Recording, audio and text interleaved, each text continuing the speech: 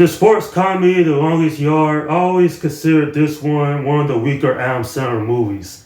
Not that it's bad or anything. I actually think this one is enjoyable. It's just that it's not as funny compared to some of his other movies that are out there. So, with this being a remake of the 1974 film, the story of this one is that a washed-up NFL quarterback named Paul Crewe, he is sentenced to 3 years in prison for violating his probation when he goes joyriding. But he is actually offered a reduced prison sentence in order to assemble a football team to play against the prison guards. And from there, it's a film that, while it does have its entertaining moments, it has a few issues that kept it from being a much better sports comedy film, in my opinion. Like, for example, this movie isn't emotional compared to some of the other Adam Sandler movies I have seen throughout the years. And I get this is a sports comedy, but adding those emotional scenes will overall help the story at large. And I'm not saying that the story is awful or anything. This is an enjoyable movie, like I said before. The characters are interesting, it has some funny moments, and overall, this is just a movie you can sit back and have a good time with. At the end of the day, this one is alright by me. And while I wouldn't rate this above other Adam Sandler movies out there, it sure is a whole lot of fun from beginning to end. Now, I haven't seen the original 1974 film, but I did know that the late Burt Reynolds, he's in that one, just like he is in this.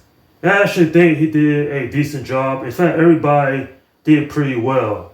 Adam Sandler, and then there's the wrestlers of Bill Goldberg, Stone Cold Steve Austin, Kevin Nash, the Great Khali.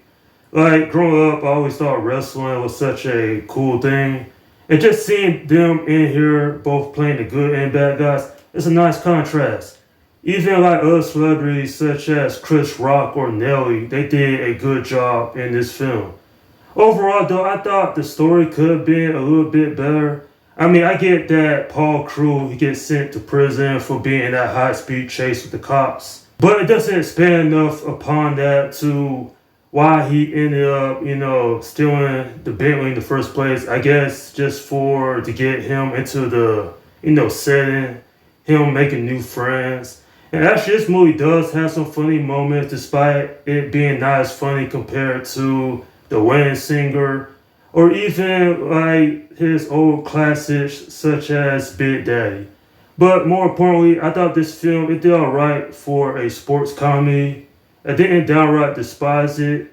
And over the years, I always enjoyed what this film was, but I always thought it could have been a little bit better. Nonetheless, when it comes down to it, a movie I would recommend to anybody out there who hasn't seen it. And certainly, if you enjoy sports comedies, then definitely give this one a try.